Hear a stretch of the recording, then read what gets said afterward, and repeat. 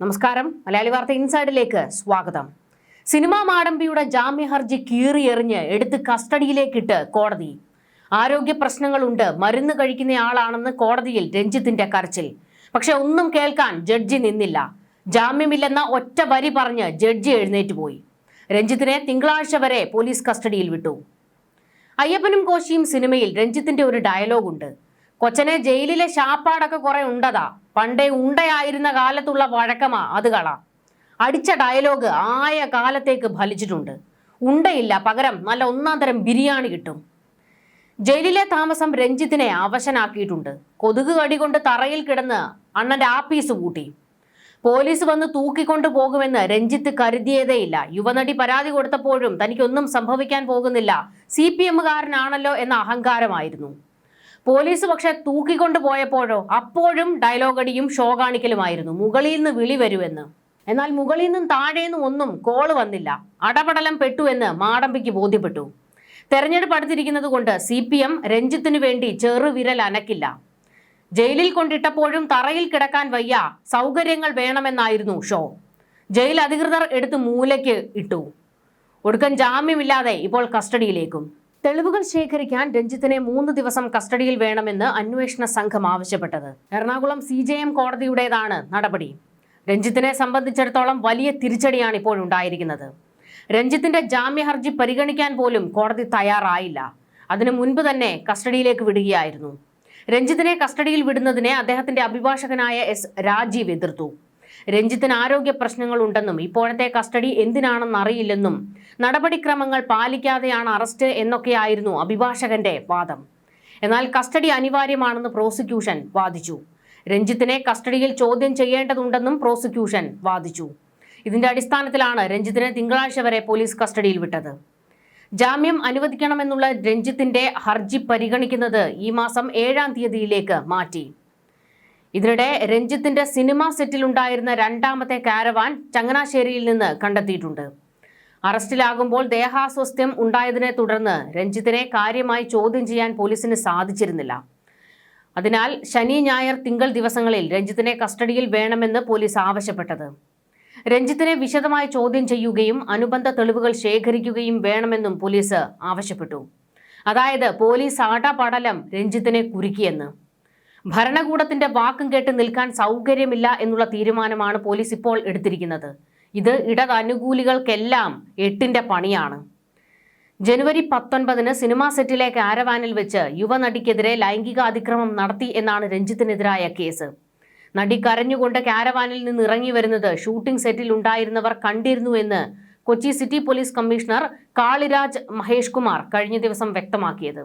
കാളിദാസ് ഈ വിഷയത്തിൽ ഈ കേസിൽ കൃത്യമായ ഇടപെടലാണ് നടത്തിയിരിക്കുന്നത്. ഒരു പ്രിവിലേജും രഞ്ജിത്തിന് കൊടുക്കാൻ അദ്ദേഹം തയ്യാറാകുന്നില്ല.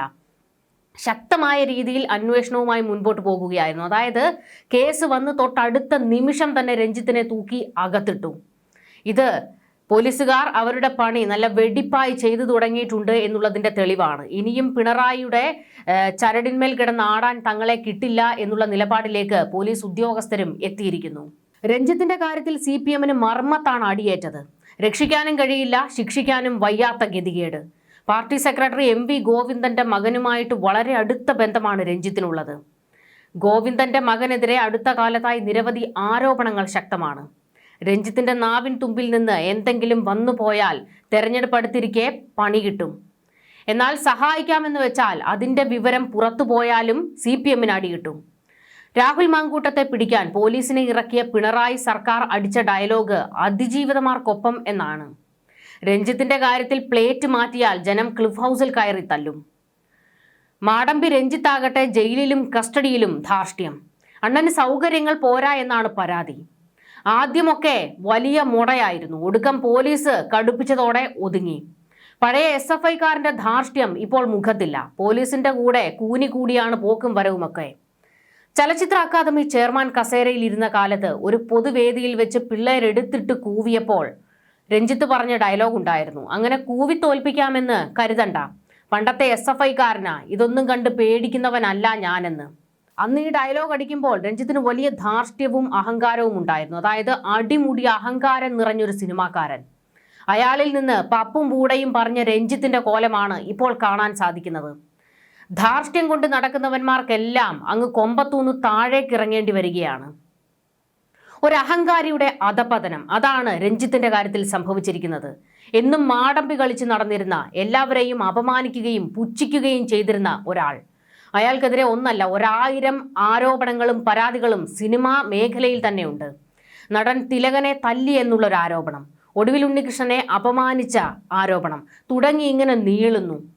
എല്ലായിടത്തും പാർട്ടി ബന്ധം പറഞ്ഞ് വിലസിയ ഒരുത്തനാണ് രഞ്ജിത്ത്. ഇതിനു മുൻപ് സമാനമായ 2 കേസുകൾ രഞ്ജിത്തിനെതിരെ വന്നിരുന്നു. അത് രണ്ടും സർക്കാർ ഇടപെട്ട് പൂഴ്ത്തിയതാണ്. രാഹുൽ മാങ്കൂട്ടത്തെ വിലങ്ങണിയിക്കാൻ ഗീർവാണം അടിച്ച ഇതേ കൂട്ടര്, ശുഷ്കാന്തി കാണിച്ച ഇതേ കൂട്ടര് തന്നെയാണ് അന്ന് രഞ്ജിത്തിനെ രക്ഷിച്ചതും. അതിൽ നിന്ന് വ്യക്തമാകും CPMന്റെ സ്ത്രീപക്ഷ വാദം, അതിൻ്റെ ഇരട്ടത്താപ്പ് എത്രത്തോളമാണ് എന്നുള്ളത്. എന്നാൽ ഇന്നിപ്പോൾ രഞ്ജിത്തിനെ സഹായിക്കാൻ പോലും ഇവർക്ക് കഴിയില്ല. കാരണം ജനമെല്ലാം കണ്ടുകൊണ്ടിരിക്കുകയാണ്. ജനം ഈ പറയുന്ന CPMന്റെ നെഞ്ചത്ത് കയറി വോട്ട് കുത്തും. ആ ഒരു പേടിയിലാണ് CPMകാർ രഞ്ജിത്തിനെ ഇപ്പോൾ തിരിഞ്ഞു പോലും നോക്കാൻ തയ്യാറാകാത്തത്.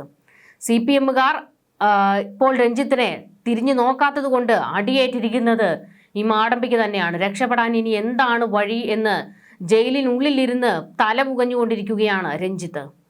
രഞ്ജിത്തിനെതിരായ കേസിൽ പ്രതികരണവുമായി താരസംഘടന രംഗത്ത് വന്നിരുന്നു. സംവിധായകനെതിരെ യുവനടി കൊടുത്ത പരാതി കോടതിയുടെ പരിഗണനയിലിരിക്കുന്ന സാഹചര്യത്തിൽ നീതിന്യായ വ്യവസ്ഥയെ ബഹുമാനിക്കുന്നുവെന്നും വിശ്വസിക്കുന്നു എന്നായിരുന്നു സംഘടനയുടെ പ്രതികരണം. രഞ്ജിത്തിന്റെ പേര് പറയാതെയായിരുന്നു പ്രതികരണ കുറിപ്പ്. എല്ലാവർക്കും തുല്യവും സുരക്ഷിതവുമായ ഒരു തൊഴിലിടമെന്ന നിലയിൽ മലയാള സിനിമ കാലാനുസൃതമായി മാറണമെന്ന നിലപാടിൽ അമ്മ ഉറച്ചു നിൽക്കുന്നു. സ്ത്രീ സുരക്ഷ എന്നത് ചലച്ചിത്ര വ്യവസായത്തിന്റെ പരമപ്രധാനമായ ഘടകമാണെന്ന് വീണ്ടും ഓർമ്മിപ്പിക്കുന്നുവെന്നും കുറിപ്പിൽ പറയുന്നു. ലൈംഗികാതിക്രമം, സ്ത്രീയുടെ മാന്യതയെ അപമാനിക്കൽ, അന്യായമായി തടങ്കലിൽ വെക്കൽ, അശ്ലീല ആംഗ്യങ്ങൾ കാണിക്കൽ എന്നിവയുൾപ്പെടെ നിരവധി വകുപ്പുകൾ പ്രകാരമാണ് കൊച്ചി സിറ്റി പോലീസ് രഞ്ജിത്തിനെതിരായി കേസ് രജിസ്റ്റർ ചെയ്തിരിക്കുന്നത്. സബ് ജയിലിലേക്ക് പ്രവേശിപ്പിക്കുന്നതിന് തൊട്ടു മുൻപ് എല്ലാം തെളിയും എന്നായിരുന്നു രഞ്ജിത്ത് മാധ്യമങ്ങളോട് പ്രതികരിച്ചത്. അതായത് രഞ്ജിത്ത് പറഞ്ഞിരുന്നല്ലോ, ആ സ്ത്രീ എന്നെയാണ് കയറി പിടിച്ചതെന്ന്. പക്ഷേ ആ കുട്ടി അപ്പോൾ തന്നെ കാരവാനിൽ നിന്ന് കരഞ്ഞുകൊണ്ട് ഇറങ്ങിപ്പോകുന്നത് അവിടെ കണ്ടുനിന്ന് ഒരുപാട് പേരുണ്ട്. അവരൊക്കെ മൊഴി കൊടുത്തിട്ടുമുണ്ട്. അതുകൊണ്ട് രഞ്ജിത്തിന് അത്ര എളുപ്പം ഇനി കുരുക്കഴിയില്ല എന്ന് സാരം. ഇതിനിടെ രഞ്ജിത്ത് അറസ്റ്റിലായപ്പോൾ മുതൽ സോഷ്യൽ മീഡിയയിൽ ചർച്ചയായിക്കൊണ്ടിരിക്കുന്ന മറ്റൊരു വിഷയമുണ്ട്. സിനിമാ മേഖലയിലെ സ്ത്രീകളുടെ ശബ്ദമായി എപ്പോഴും പ്രതികരിക്കുന്ന നടി രേവതി അടക്കമുള്ള WCC സംഘടനാ അംഗങ്ങളുടെ മൗനം. രഞ്ജിത്തുമായുള്ള സൗഹൃദം കൊണ്ടാണ് രേവതി പ്രതികരിക്കാൻ മടിക്കുന്നത് എന്ന തരത്തിലാണ് ഇപ്പോൾ പ്രതികരണങ്ങൾ വന്നുകൊണ്ടിരിക്കുന്നത്.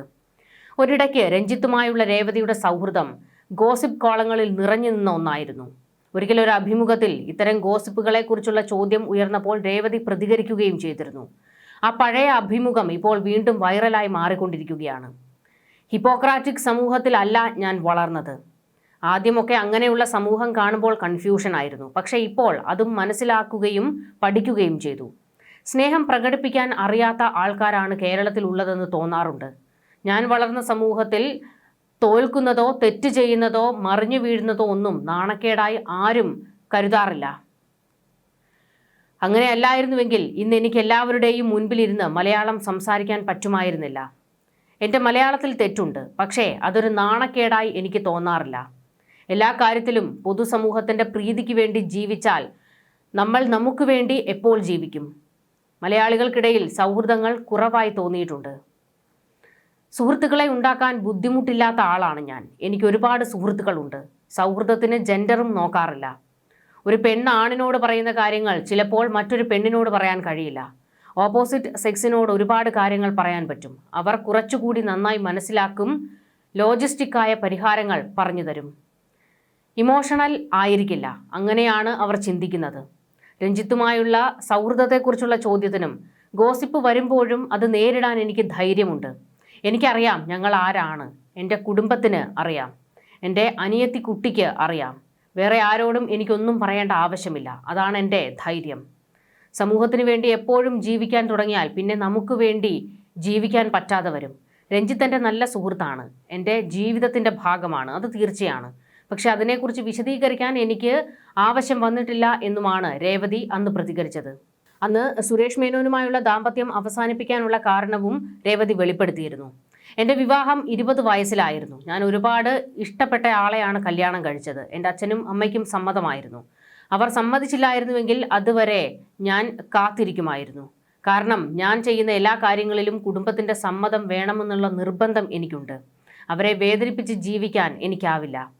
ഞാനും സുരേഷും ഭാര്യ ഭർത്താക്കന്മാർ എന്നതിലുപരി സുഹൃത്തുക്കളായിരുന്നു. നല്ല ജീവിതമായിരുന്നു ഞങ്ങളുടേത്. പക്ഷേ ഒരു പോയിന്റിലെത്തിയപ്പോൾ ഭാര്യയും ഭർത്താവുമായി തുടരാൻ കഴിയില്ലെന്ന് തോന്നിയപ്പോൾ 2 കുടുംബത്തോടും പറഞ്ഞു. ഞങ്ങളുടെ കാരണങ്ങളും ബോധിപ്പിച്ചു. എന്നിട്ടും അവരുടെ ആവശ്യപ്രകാരം 5-6 വർഷം കൂടി ദാമ്പത്യം മുന്നോട്ട് കൊണ്ടുപോകാൻ നോക്കി. പക്ഷേ നടന്നില്ല. സൗഹൃദം വെറുപ്പായി മാറും മുൻപ് ഞങ്ങൾ വേർപിരിഞ്ഞു എന്നായിരുന്നു അന്ന് ഒരു അഭിമുഖത്തിൽ രേവതി പറഞ്ഞത്. അപ്പോൾ രഞ്ജിത്തിന്റെ കാര്യങ്ങളുമൊക്കെ പറഞ്ഞിരുന്നു. പക്ഷേ രഞ്ജിത്തുമായി ബന്ധപ്പെട്ട് രേവതിയുടെ പേരുകൾ പല തവണ പുറത്തേക്ക് വന്നിട്ടുള്ളതാണ്. രേവതിയുടെ ദാമ്പത്യത്തിലെ അസ്വാരസ്യങ്ങളിൽ പോലും രഞ്ജിത്തിന്റെ പേരുകൾ പലതവണ ഉയർന്നു വന്നിട്ടുള്ളതാണ്. എന്തായാലും രേവതിയുടെ മൗനം ഇപ്പോൾ ഈ രഞ്ജിത്തുമായി ബന്ധപ്പെട്ട വിഷയത്തിൽ വലിയൊരു ചർച്ചയായി സോഷ്യൽ മീഡിയയിലും മാറിക്കൊണ്ടിരിക്കുന്നുണ്ട്. ഹേമ കമ്മിറ്റി റിപ്പോർട്ടിൽ ഉൾപ്പെടെ ചില വിവാദങ്ങൾ പുകഞ്ഞു പുറത്തേക്ക് വന്നപ്പോഴും രഞ്ജിത്തുമായി ബന്ധപ്പെട്ടുള്ള വിഷയത്തിൽ അന്നും രേവതിയുടെ പേര് ഉയർന്നു കേട്ടതായിരുന്നു. എന്തായാലും ഇപ്പോൾ രഞ്ജിത്തിനെ സംബന്ധിച്ചിടത്തോളം അയാൾക്ക് വലിയ തിരിച്ചടി ഉണ്ടായിരിക്കുന്നു എന്നുള്ളതാണ്. തിങ്കളാഴ്ച വരെ അയാൾ ഇനി കസ്റ്റഡിയിലാണ്. ആ കസ്റ്റഡി കഴിഞ്ഞാലും ഏപ്രിൽ 7 വരെ അയാൾ ജയിലിൽ തന്നെ തുടരേണ്ടി വരും. ഇനി ജാമ്യം കിട്ടുന്നത് എപ്പോഴായിരിക്കും എന്നുള്ളതൊരു ചോദ്യമാണ്. കാരണം ഇനി CPM-ന്റെ പ്രിവിലേജ് അധികം ഉപയോഗിക്കാൻ ഈ പറയുന്ന രഞ്ജിത്തിന് കഴിയില്ല. അതിന് പാർട്ടി അനുവദിക്കുകയുമില്ല.